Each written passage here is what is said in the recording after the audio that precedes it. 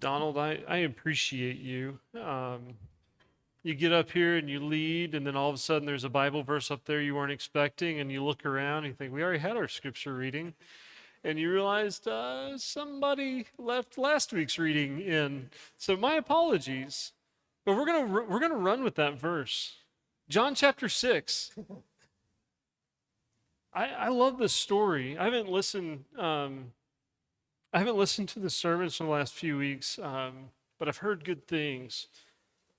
This story of Jesus walking on water, I want to sit with this. I want you to feel the anxiety of this. It says, when evening came, his disciples went down to the lake where they got into a boat and set off across the lake for Capernaum. By now it was dark, and Jesus had not yet joined them. A strong wind was blowing, and the waters grew rough.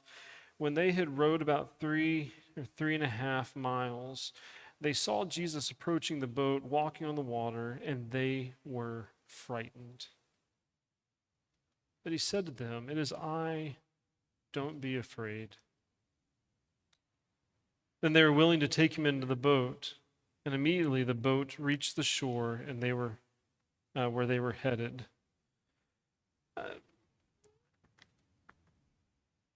What happens when you're frightened? Your heart pumps. What happens to your breath?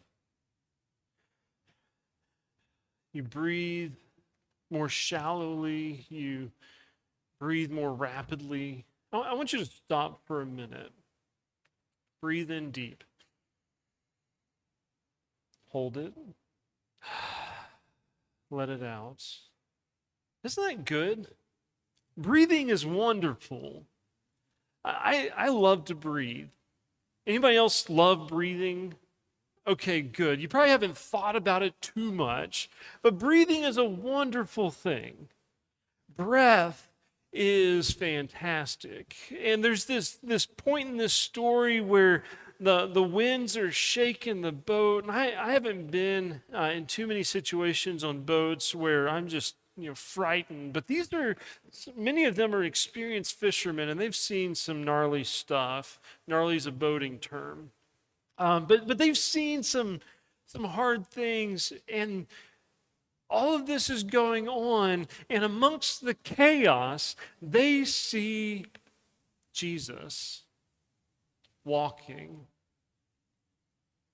strolling, unmoved by the chaos around him. And they're frightened until they let him on the boat, and then they arrive where they're going. Breathe in deep. Let it go. There's a lot of things in this world that want to restrict your breath. There's a lot of governments, Abana, that want to choke you a little bit. Or at least they may not have their hands on you specifically, but they at least give you a certain level of anxiety that keeps your breath short as though you're being choked. The media, all media, left, right, whatever, sells fear, and they keep you anxious, and they keep you breathing shallow and quickly. Every day you turn on the TV, there's another crazy thing going on. Breathe in deep. Let it out. Breathing is actually something that would cure a lot of the ills of our age. Learning to breathe again. In a world that wants you to breathe shallow and quickly, learning to breathe deeply would actually fix a lot of the problems we have in life. And the only way that you can actually breathe deeply is if you have hope. I want to talk about hope because hope is the foundation of the rest of Advent, the rest of the expectation of what Christ is coming to do in the world. Peace, love, and joy are the next weeks that are coming, but we got to start with hope because hope is where those grow out of. Hope is the soil in which peace, love, and joy grows. But if you're going to be people who know how to breathe deeply, you have to be people of hope. And so we have to ask, where does our hope come from? And what is our hope? And well, what is hope? Is hope just wishful thinking and optimism? No, it's more than that. And so I want to open up to Romans chapter 8, which we've already read bits and pieces of this morning. And I want to go back to verse 12 in Romans chapter 8, because when we think about breathing and the shortness of breath that this world has to offer and keeps us restricted, and they say, I give you peace, but you can't breathe deeply with it. You feel like your breath is short, but it's normal because everybody else is breathing that way. But when you get the breath of life, you fill your lungs and you can exhale and find peace differently. When you have the breath of life, you can breathe deep and you can exhale and you can have joy in the worst of circumstances. When you can breathe deep in a world of shortness of breath, you can breathe out and show love to the most unloving of people. And so we have to know hope. In order to breathe as God intended for us to breathe, we have to know hope. And so in Romans chapter 8, starting in verse 12, it says, therefore, brothers, sisters, we have an obligation, but it's not to the sinful nature to live according to it. But if you live according to the sinful nature, you will die. And if by the Spirit you put to death the misdeeds of the body, and you will live. What does that have to do with breathing? Let's keep reading. But those who are led by the Spirit of God are the children of God. I want to stop here for a second because the word spirit is the word pneuma in Greek. And we assume, like most of your translations probably have a capital S spirit there. That's added there by translators. We assume the Godhead, the Father, Son, and the Holy Spirit when we read that. But it's actually a bunch of different words and really it encompasses all of them. Yes, it is the Godhead spirit, but it's also the breath. It's the same word as... I was about to say raka, but that's a different word altogether. But it's the same word in Hebrew. I'm drawing a blank, and I lost it in my notes. Ruach. Thank you, Nick. I was actually thinking I need to look up. Nick knows this.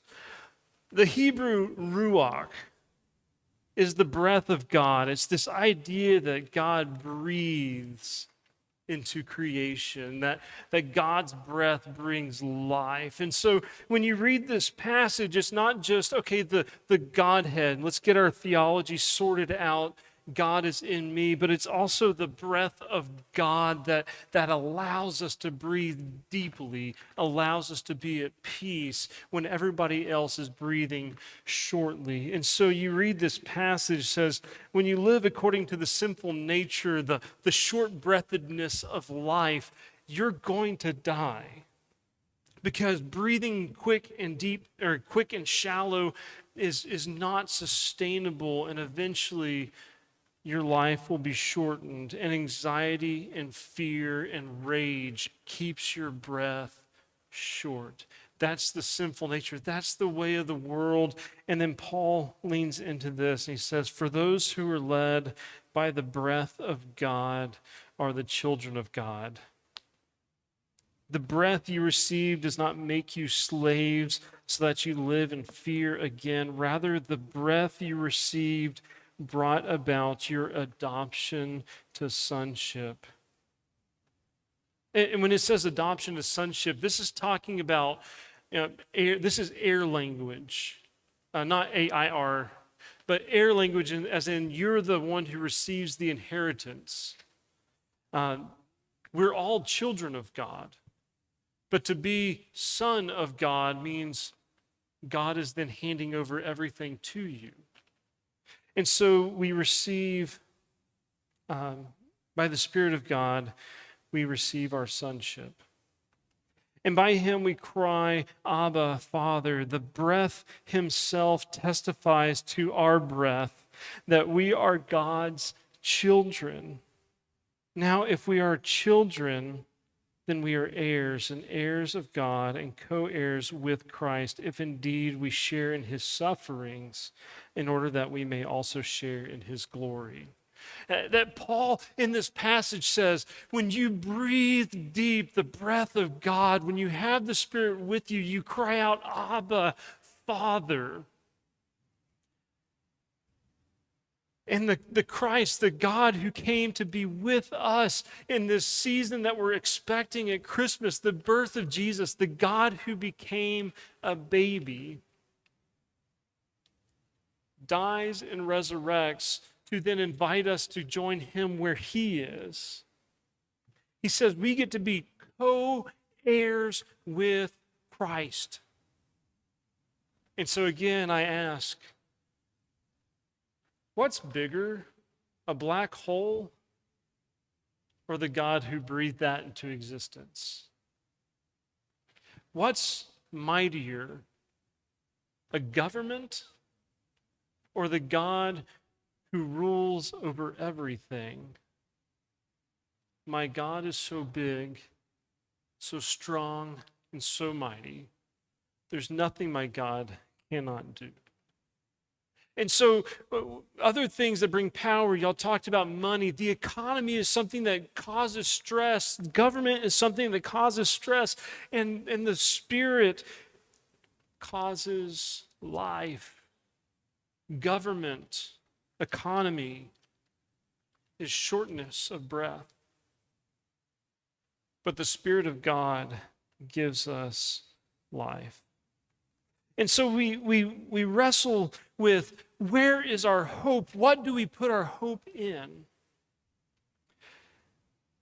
I've talked to so many of you over the last 2 years, and almost every person I talk to is struggling, including myself. I'm not exempt from this, but almost every person I talk to is struggling with some form of anxiety. Because the simplicity of life has been turned on its head, and it seems like every day it gets worse and worse and worse. And the reality is, we still live in a better time today than at the time Paul wrote this. The chaos of the world, of the Roman Empire, when Paul wrote this letter, what we're dealing with today pales in comparison, but it doesn't negate the fact that we're struggling. I mean, how many of you have just not wanted to get out of bed different days?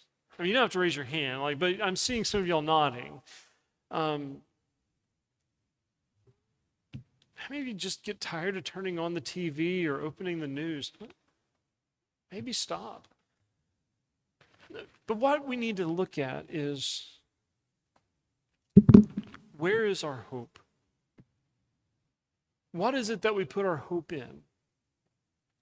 That when we look at hope, Paul doesn't say, when you have hope, you can breathe deeply and then all of life is fine. No, he ends with this in this section. It says, if indeed we share in his sufferings in order that we may also share in his glory. That we're still going to suffer, but when you have hope and your hope is in God, you are someone who can look at the storm, you can put your jacket on, and you can put your chest out, and you can march right into the chaos as a person of hope, and you can breathe life into a world that needs it. Or to go back to the story that we accidentally read earlier from last week, when you look out at the chaos of the world and you see Jesus walking calmly on the water, you're going to be frightened because whatever's going on with him is bigger than whatever's going on in the world. And when you invite him onto your boat, you get to where you're going immediately. And so when we look at this breath of life that's being breathed in us, we look at the shortness of breath of the world, and we see the chaos and anxiety, and we feel it too, but we're the people who can do what?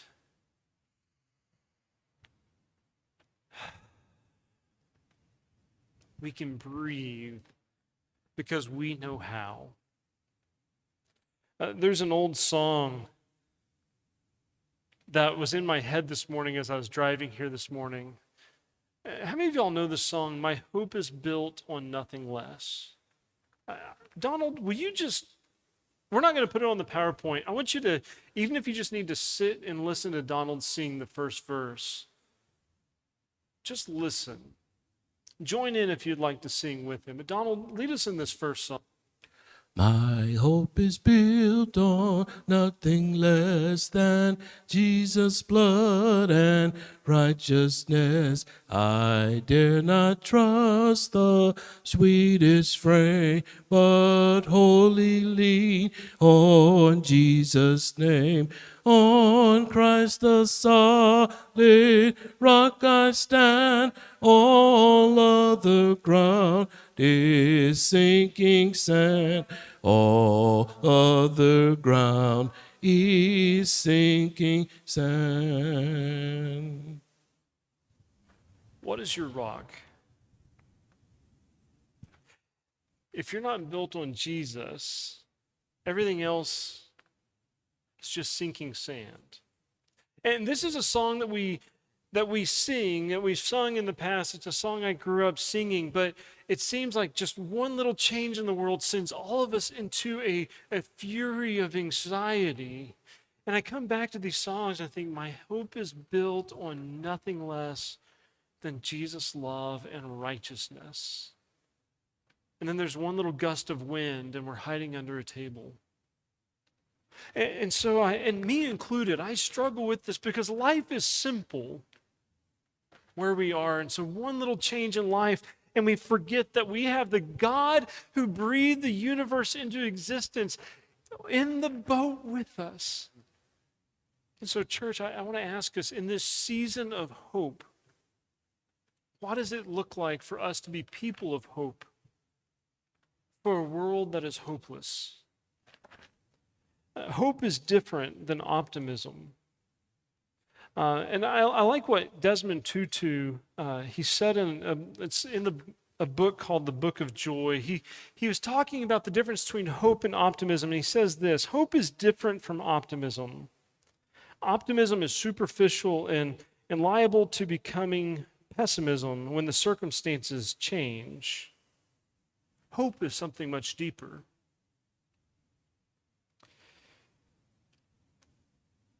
He says, I say to people that I'm not an optimist because that, in a sense, is something that depends on feelings more than actual reality. We feel optimistic or we feel pessimistic. But hope is different in that it is based not on a feeling, but on a firm ground of conviction. I believe with a steadfast faith that there can never be a situation that is utterly, totally hopeless. Hope is deeper and very, very close to unshakable. It's in the pit of your tummy. It's not your head, it's in your gut. That when you have hope, it doesn't matter what the situation is, you can press on. And there's a story that's told from the prison camp Auschwitz that there's this one person who was sick, and they were on the verge of death, and they held on to their life through optimism. And everybody said, how in the world are you still living? They said, I've heard that we'll be liberated by Christmas. And they were optimistic that this liberation was coming, and Christmas Day arrived, and they died Christmas night. Because optimism happens here, and when your wishful thinking doesn't come to fruition, you lose all hope. But hope is something deeper. It's something more foundational that you know that God is in control no matter how bad the situation. And when I hear someone like Desmond Tutu talk about his hope, that there's nothing that can shake his hope, this is a guy who helped South Africa work through apartheid and help people come to reconciliation in a land that was hopeless in bringing people together. He leaned into hope and found a way for people to come together. That we have to be people that show examples of what it's like to breathe. The people that know Jesus breathe differently than the people around us. And I think back to the story in 2015 with the young man that shot up the Bible study in Charleston. There's a story of a woman who knew how to breathe differently that I want to share. It says, if we have eyes to see, we catch a glimpse of these kind of public displays of people who breathe more deeply. There's a woman named Nadine Collier, whose mother was one of the Emmanuel 9 who died in the Charleston Bible study in 2015. When she was given the chance to address Dylan Roof at his bond hearing just days after the shooting, Miss Collier began with the words, "I forgive you." A year later, she explained it in this way. She said, "People criticize me for those words, but honestly, as a Christian, do I really have any other choice? I'd spend my whole life learning Jesus' way of forgiveness. It's the only way not to be suffocated by hatred." And this is a person who spent her entire life sitting in Bible studies, going to class, and hearing about the forgiveness of Jesus and saying, how you forgive others, this is the way you'll be forgiven. And given the opportunity to face her mother's murderer, her first words are words of forgiveness because she breathes differently than the ways of the world. I think about another story over in Israel, just outside of Bethlehem.